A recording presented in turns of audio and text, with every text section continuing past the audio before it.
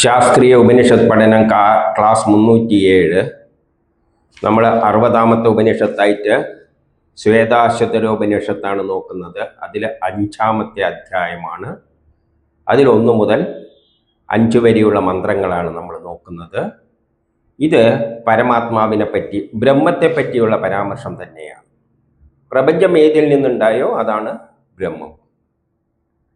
ഈ പ്രപഞ്ചം എന്തിന്, അതായത് ഇലക്ട്രോണും പ്രോട്ടോണിലൂടെയല്ലാണ് പ്രപഞ്ചം ഉണ്ടായിരിക്കുന്നത്. ആ ഇലക്ട്രോണും പ്രോട്ടോണും ഏതിൽ നിന്നാണ് ഉണ്ടായതെന്ന് ശാസ്ത്രലോകം അന്വേഷിച്ചിട്ട് അവർക്ക് മനസ്സിലാക്കാൻ പറ്റിയില്ല. കാരണം അവർക്ക് കണ്ടെത്തേണ്ടെങ്കിൽ അത് എന്തെങ്കിലും ഉപകരണം വെച്ചിട്ട് തിരിച്ചറിയാൻ പറ്റുന്ന സാധനമായിരിക്കും. പക്ഷേ രൂപവും ഭാവവും ഒന്നുമില്ലാത്ത സാധനമാണ് ബ്രഹ്മം. അതിന് രൂപമില്ല, ഒരു ഗുണവുമില്ല. അങ്ങനെയുള്ളൊരു സാധനം കണ്ണും മൂക്കും കൊണ്ടൊന്നും കാണാൻ പറ്റില്ലല്ലോ. പക്ഷേ അതിനെ ഋഷികൾ മനസ്സിലാക്കിയിട്ട് അതിന് അവർ എന്ത് പേര് കൊടുത്തു? ബ്രഹ്മം. ആ ബ്രഹ്മത്തെ കൂടുതൽ നമുക്ക് പറഞ്ഞു തരികയാണ്. ഏതൊരു പരമേശ്വരൻ അക്ഷരബ്രഹ്മത്തെക്കാളും അത്യന്തം ശ്രേഷ്ഠമായിരിക്കുന്നു. അക്ഷരബ്രഹ്മം എന്ന് പറയുന്നത് ശാസ്ത്രമാണ്, വേദമാണ്, സയൻസാണ്. സയൻസിലൂടെയാണ് പ്രപഞ്ചം ഉണ്ടായിരിക്കുന്നത്. കാരണം പ്രപഞ്ചം ഉണ്ടാകുന്നതിന് പിന്നിൽ ഒരു സയൻസ് ഉണ്ട്. ഒരു ഭക്ഷണം ഉണ്ടാക്കുന്നതിനെക്കാട്ടി മുമ്പിൽ അതിന് ഒരു പാചക ക്രമമുണ്ട്. അതറിഞ്ഞാലല്ലേ ഭക്ഷണം ഉണ്ടാക്കാൻ പറ്റും. അതുമാതിരി പ്രപഞ്ചം ഉണ്ടാക്കുന്നതിനെക്കാട്ടി മുമ്പിൽ ഒരു സയൻസ് ഉണ്ട്. അപ്പോൾ ആ സയൻസായിട്ടാണ് ആ ബ്രഹ്മം ആദ്യം മാറിയത്. അപ്പോൾ ആ ബ്രഹ്മത്തെക്കാട്ടിയും, അക്ഷരബ്രഹ്മത്തെക്കാട്ടിയും ശ്രേഷ്ഠം ഏതാണ്? ആ ബ്രഹ്മം അക്ഷരബ്രഹ്മം അല്ലെ ശാസ്ത്രം ഏതിൽ നിന്നുണ്ടായോ അത് ബ്രഹ്മമാണ്, പരമേശ്വരൻ. തൻ്റെ മായയുടെ പിറകിൽ മറഞ്ഞിരിക്കുന്നുവോ,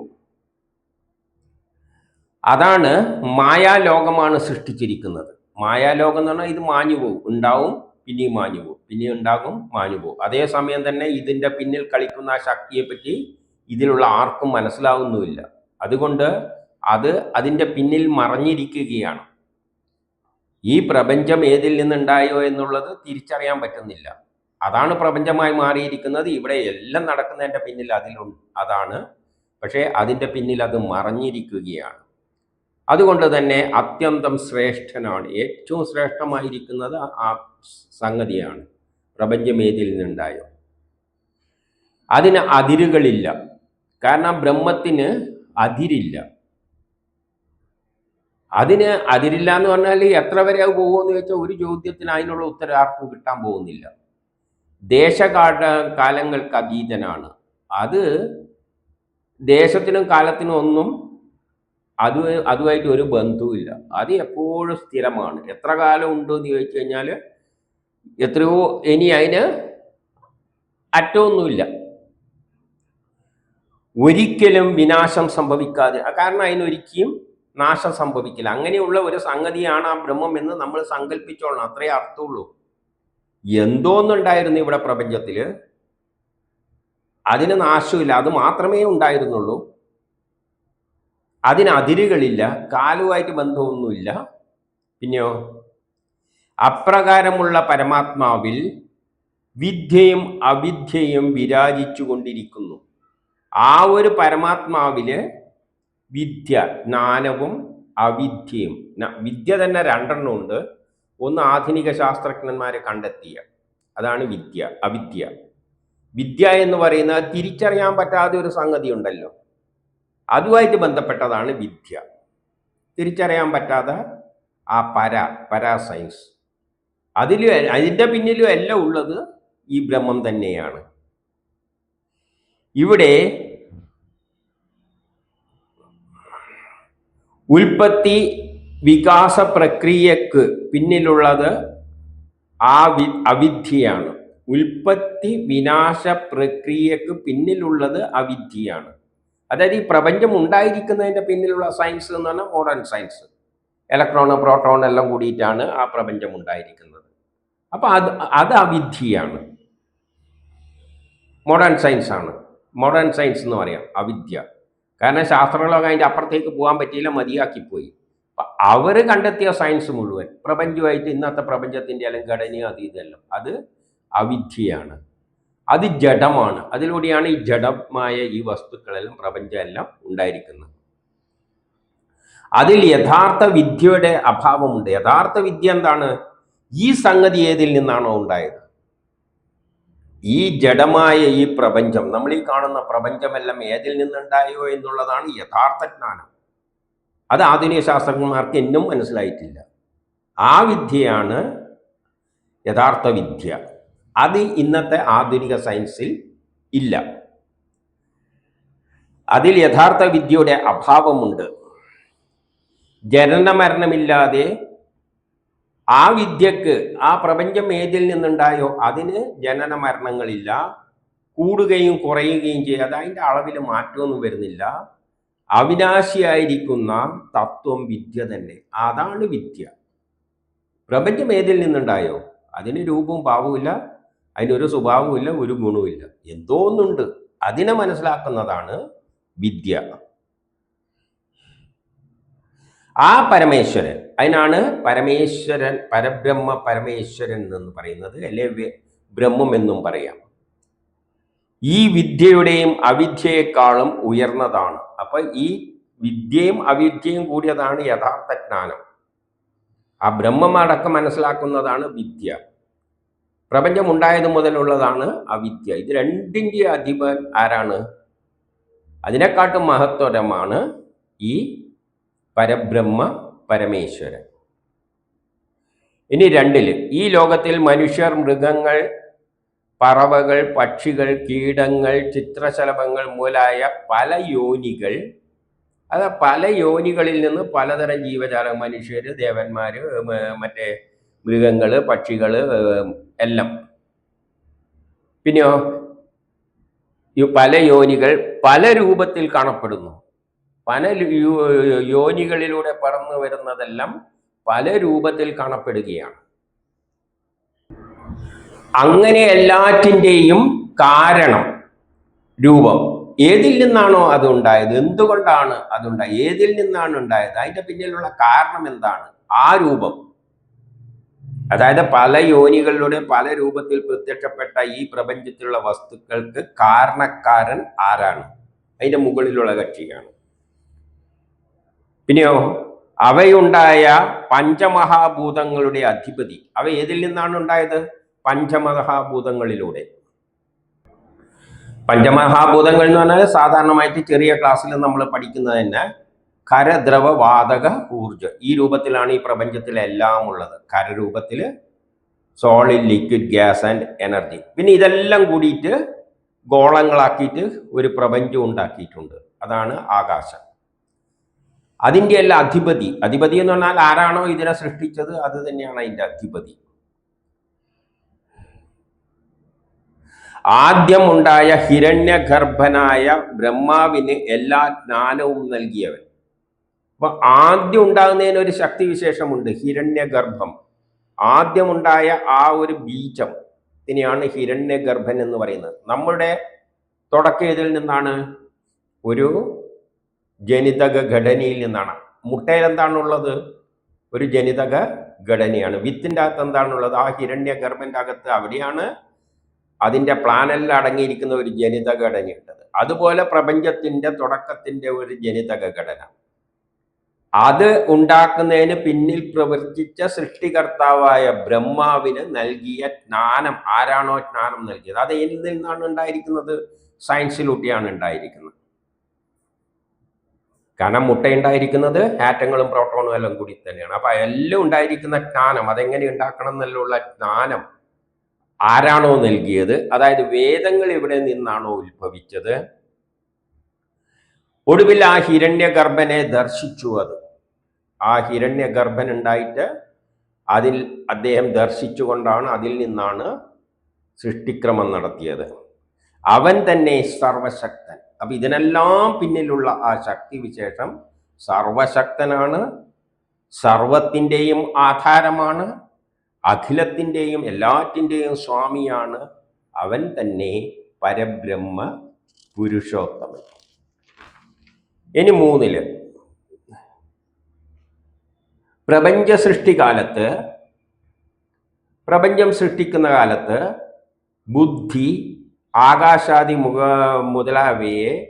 മുതലായ പ്രകൃതികളെ, സൃഷ്ടിയിൽ ഉണ്ടായ സാധനങ്ങൾക്കാണ് പ്രകൃതി എന്ന് പറയുന്നത്. പ്രകൃതിയിൽ എന്തെല്ലാം ഉണ്ട്? ബുദ്ധിയുണ്ട്, ആകാശാദികളുണ്ട്. ഇവയെല്ലാം പല പ്രകാരത്തിൽ വിഭജിച്ചിട്ട് ഓരോന്നിനും ഭിന്ന ഭിന്ന രൂപവും നാമവും ശക്തിയും നൽകി അവയെ വികസിപ്പിച്ചു. ഇപ്പം ആദിയിൽ എന്ത് ചെയ്തു? എല്ലാത്തിനെയും വിഭജിച്ചു, ദ്വയമാക്കിക്കൊണ്ട് ആണ് പ്രകൃതി സൃഷ്ടി. പ്രകൃതിയിൽ ഉണ്ടാകേണ്ട എല്ലാത്തിനെയും വിഭജിച്ചിട്ടാണ്, കൂട്ടിച്ചേർത്തിട്ടാണ് പല രൂപത്തിലുള്ള സംഗതികൾ ഉണ്ടാക്കിയത്. ആദ്യം ഏതോ ഒരു ശക്തിവിശേഷമുണ്ട്, ആ ശക്തിവിശേഷത്തെ വിഭജിച്ചിട്ടാണ് എനർജിയാക്കി മാറ്റിയത്. എനർജിയെ വിഭജിച്ചിട്ടാണ് ഇലക്ട്രോണും പ്രോട്ടോണുമായി മാറ്റിയത്. അവയെല്ലാം കൂട്ടിച്ചേർത്ത് പലതരത്തിൽ പൊട്ടിക്കുകയും കൂട്ടിച്ചേർക്കലും എല്ലാം ചെയ്തിട്ടാണ് ഈ പ്രപഞ്ചത്തിലെ എല്ലാ വസ്തുക്കളും ഉണ്ടായിട്ട് എന്ത് കൊടുത്തു? അതിന് ഭിന്ന രൂപങ്ങൾ കൊടുത്തു, ഭിന്ന നാമങ്ങൾ കൊടുത്തു, ശക്തിയും കൊടുത്തു. ഓരോന്നിനും അതിൻ്റെതായ ശക്തിയും നൽകി. പിന്നെ അതിനെ കൊണ്ട് വികസിപ്പിച്ചു, കൂട്ടിച്ചേർത്തിട്ടാണ് ഈ പ്രപഞ്ചത്തിലുള്ള എല്ലാമായിട്ട് മാറിയത്. പിന്നെ എന്ത് ചെയ്യുന്നു? സ്വയം അവയെ സംഹരിക്കുന്നു. പ്രപഞ്ചം ഉണ്ടാക്കിയതിൻ്റെ ശേഷം അതിൻ്റെ പൂർണ്ണ വളർച്ചയെത്തി കഴിയുമ്പോൾ പിന്നെ അതിനെ പൊളിച്ചിട്ട് ആദ്യം ഉണ്ടാക്കും, പിന്നെയും പൊളിക്കും, ആദ്യം ഉണ്ടാക്കും, സംഹരിക്കുകയും അങ്ങനെ അവൻ സകലതിനെയും മുൻകാലത്തെ പോലെ സൃഷ്ടിക്കുന്നു. ഏതിനു ശേഷം? എല്ലാറ്റിൻ്റെയും മുമ്പിലുള്ള ആ പ്രളയത്തിന് ശേഷം. ഒരു പ്രളയം നടന്നു കഴിഞ്ഞാൽ കുറച്ചു കാലം കഴിയുമ്പോൾ അവൻ എന്ത് ചെയ്യുന്നു? നശിപ്പിച്ച ഏകദേശം അതേ രൂപത്തിൽ തന്നെ അതിനെ വീണ്ടും സൃഷ്ടിക്കുന്നു. അതായത് ഉണ്ടാക്കുന്നു, പൊളിക്കുന്നു, ഉണ്ടാക്കുന്നു, പൊളിക്കുന്നു. അങ്ങനെ ഉണ്ടാക്കിയവനെ അധിഷ്ഠാതാവായി അതിനെ ഭരിക്കുന്നു. എന്നിട്ട് എന്ത് ചെയ്യും? അങ്ങനെ ഉണ്ടാക്കിയതിനെല്ലാം ഭരിച്ചു കിടക്കുന്നു. എന്നെ ഉണ്ടാക്കിയത് ആ ശക്തി തന്നെയാണ്. എന്നിട്ട് എന്നെ എന്ത് ചെയ്യാണ്? ഭരിച്ചു നടക്കുകയാണ്. നീ ഇങ്ങനെയെല്ലാം പോകണമെന്ന് അത് തീരുമാനിച്ചു. എന്നോടിപ്പം പറഞ്ഞിരിക്കുകയാണ് ഇത് അപ്ലോഡ് ചെയ്യാൻ. എൻ്റെ മനസ്സിലങ്ങ് തോന്നിക്കും, ഞാനത് അപ്ലോഡ് ചെയ്യും. ആ കൂടുതലേ ഉള്ളൂ. എല്ലാവരെ കൊണ്ടും അത് ഭരിച്ചുകൊണ്ട് നടക്കുകയാണ്. നമുക്കതിൽ നിന്ന് മാറാൻ പറ്റില്ല. അദ്ദേഹത്തിന്റെ ആ ലീല അജിദ്യമാണ്. അദ്ദേഹത്തിന്റെ ആ ലീല, അതിൻ്റെ ഒരു ലീലയായിട്ടാണ് ഇതിനെ കാണുന്നത്. അതിനൊരു തമാശ വല്ലതും ഉണ്ടാക്കണം, പ്രമോദിനെ കൊണ്ട് അപ്ലോഡ് ചെയ്യണം, അതിന് വേണ്ടിയിട്ടൊന്നുമല്ല. അങ്ങനെ അങ്ങൊരു സിസ്റ്റം ഉണ്ടാക്കി വെച്ചിരിക്കുകയാണ്. അതിൻ്റെ ലീല അചിന്ത്യമാണ്. എന്തിനാണ് ഇത് ചെയ്യുന്നത് എന്ന് ചോദിച്ചു കഴിഞ്ഞാൽ അതിന് വേണ്ടിയിട്ടൊന്നുമല്ല. ഇത് എന്തിനു ചെയ്യുന്നതെന്ന് ചോദിച്ചു കഴിഞ്ഞാൽ അങ്ങനത്തെ ചിന്തക്കൊന്നും ഒരു ഉത്തരവുമില്ല. കാരണം അത് ചിന്തയിലൂടെ മനസ്സിലാക്കുവാൻ കഴിയുന്ന ഒരു സംഗതി അല്ല. ഭക്തന്മാർക്ക് പോലും, അദ്ദേഹത്തെ ബ്രഹ്മസാക്ഷാത്കാരത്തിന് നീങ്ങുന്ന വ്യക്തികൾക്ക് പോലും അവയുടെ ഒരംശമേ തെളിയുകയുള്ളൂ. ആ ശക്തിയുടെ ബ്രഹ്മസാക്ഷാത്കാരം എന്ന് വെച്ചുകൊണ്ട് ബ്രഹ്മത്തെ മനസ്സിലാക്കാനൊന്നും പറ്റില്ല. അതിൻ്റെ ഒരു ചെറിയ അംശമേ അദ്ദേഹത്തിൻ്റെ മനസ്സിൽ തെളിഞ്ഞു വരികയുള്ളൂ. ഇനി 4, എപ്രകാരം സൂര്യൻ ഈ പ്രപഞ്ചത്തെ എല്ലാ ഭാഗത്തു നിന്നും പ്രകാശിപ്പിക്കുന്നുവോ, സൂര്യൻ പ്രകാശിപ്പിച്ചുകൊണ്ട് സഞ്ചരിക്കുന്നുണ്ട്. ഈ 7 ലോകത്തിലൂടെയും നമ്മൾ ടോർച്ചടിച്ച് പോകുന്നത് പോലെ അത് പ്രകാശിപ്പിച്ചുകൊണ്ട് പോകുന്നുണ്ട്. അതുപോലെ സർവ ഐശ്വര്യങ്ങളുടെയും നാഥനായ പരമേശ്വരൻ, എല്ലാ ഐശ്വര്യങ്ങളുടെയും നാഥനാണ് ആ പരമേശ്വരൻ. എന്ത് ചെയ്യുന്നു? ഏകനായി അവൻ ഒറ്റക്ക്, ആ ഈശ്വരൻ, ആ ബ്രഹ്മം ഒറ്റയാണ്. തൻ്റെ ഭിന്ന ഭിന്ന ശക്തി വിശേഷങ്ങളെ നയിച്ചുകൊണ്ടിരിക്കുന്നു. അത് തന്നെയാണ് പല പല ശക്തി വിശേഷങ്ങളായിട്ട് മാറിയത്. പ്രമോദിനൊരു ശക്തിയുണ്ട്, എന്തോ ചില ശക്തികൾ, അതായാണ് ഈ തരത്തിലായത്. വേറൊരു ജീവിക്ക് അതിൻ്റെതായ ശക്തിയുണ്ട്. അതിൻ്റെതായ ശക്തി വിശേഷത്തോടു കൂടി അതിനെ നയിച്ചു കൊണ്ടുപോവുകയാണ്. കൂടാതെ അവക്കെല്ലാം അതാതുകളുടെ കാര്യങ്ങൾ ചെയ്യുവാനുള്ള ശക്തിയും നൽകിയിരിക്കുന്നു. അതായത് നമ്മളെല്ലാം സൃഷ്ടിച്ച ഒരു കാര്യം ചെയ്യാൻ വേണ്ടിയിട്ട് ആ കാര്യം ചെയ്യാനുള്ള ശക്തി അതാതുകൾക്ക് തന്നിട്ടുണ്ട്. എനിക്ക് ഇതെല്ലാം ചെയ്യാനുള്ള ശക്തി തന്നിട്ടുണ്ട്. വേറെയാൾക്ക് വേറെ ശക്തി, വളരെ ഇടിച്ച് ശരിയാക്കാനുള്ള ശക്തി തന്നിട്ടുണ്ട്. അതിൽ ഓരോക്ക് ഓരോ ശക്തികൾ അത് കൊടുത്തിട്ടുണ്ട്. അവയുടെ യോഗ്യത ആ കഴിവനുസരിച്ച് പ്രവർത്തനത്തിൽ അവരെ മുഴുകിപ്പിക്കുന്നു. എന്നിട്ട് അവരെ കൊണ്ട് ആ കർമ്മങ്ങൾ ചെയ്യിപ്പിക്കുകയാണ്. ഓരോ ആളുകൾക്ക് ഓരോ കർമ്മമുണ്ട്, അതിനുവേണ്ടി അത് ചെയ്യാനുള്ള ശക്തിയും കൊടുത്തിട്ട് വിട്ടിരിക്കുകയാണ്. എന്നിട്ട് ചെയ്യിപ്പിക്കുന്നുമുണ്ട്. അങ്ങനെ ഫ്രീ ആയിട്ട് വിട്ടിട്ടൊന്നും ഇല്ല. ഇനി 5, സർവവിശ്വത്തിൻ്റെയും കാരണഭൂതനായ അത്. ഈ പ്രപഞ്ചത്തിന്റെ മുഴുവൻ കാരണം ഏതാണോ ആ ബ്രഹ്മമാണ്. ആ ബ്രഹ്മത്തിന് തോന്നിയ ഒരു പ്രപഞ്ചം ഉണ്ടാക്കണമെന്ന് തൻ്റെ സങ്കല്പത്താൽ തന്നെ സകലമായ ശക്തിവിശേഷങ്ങളെയും പാകപ്പെടുത്തിയെടുത്തിരിക്കുന്നു. അത് സ്വയം അതിൻ്റെ ശക്തിയാൽ തന്നെയാണ് ഇതെല്ലാമായിട്ട് പാകപ്പെടുത്തിയെടുത്തിരിക്കുന്നത്. അത് തന്നെ അതിൻ്റെ ശക്തിയാൽ സ്വയം എന്തായി വന്നു? പ്രമോദായി വന്നു, കല്ലായി വന്നു, മാങ്ങ, ചക്ക, തേങ്ങ, ഹിന്ദു, മുസ്ലിം, ക്രിസ്ത്യാനി, എന്തായാലും എല്ലാമായിട്ട് അത് തന്നെയാണ് വന്നിരിക്കുന്നത്. പിന്നെയോ തൻ്റെ സങ്കല്പത്താൽ മുൻ പ്രളയത്തിൽ തന്നിൽ ലയിപ്പിച്ചതിനെ വീണ്ടും സൃഷ്ടിച്ച്, തൻ്റെ ശക്തിയാൽ മുമ്പ് പ്രളയത്തിൽ നശിപ്പിച്ച അതിൻ്റെ ഏകദേശം അതേ രൂപത്തിൽ തന്നെയാണ് സൃഷ്ടിക്കുന്നത്. ഇങ്ങനെ ഒരു കുട്ടി കടപ്പുറത്ത് ഒരു മണലുണ്ടാക്കും, മണലിൻ്റെ വീട് മാതിരി ഉണ്ടാക്കും, എന്നിട്ട് പൊളിക്കും, പിന്നെയും ഉണ്ടാക്കും. ചെറിയ വ്യത്യാസം ഉണ്ടാവും, എന്നാൽ അടിസ്ഥാനപരമായിട്ട് അവൻ ഉണ്ടാക്കുന്ന വീട് എപ്പോഴും ഒരേപോലെയാണ്. അതുപോലെ തന്നെ ഇത് കഴിഞ്ഞ പ്രളയത്തിൽ നശിപ്പിച്ചതിൻ്റെ ഏകദേശം അതേ രൂപത്തിൽ വീണ്ടും സൃഷ്ടിച്ച് പരിവർത്തനപ്പെടുത്തി, അതിനെങ്ങനെ പരിവർത്തനപ്പെടുത്തും? വികസിച്ച് നല്ലൊരു കൃതയുഗം, ത്രേതായുഗം, ദ്വാപരയുഗം, കലിയുഗത്തിൻ്റെ അവസാനമാണ് ഒരു സുന്ദരമായ ലോകം കെട്ടിപ്പടുക്കുന്നത്. വിചിത്രമായ ജഗത്തിനെ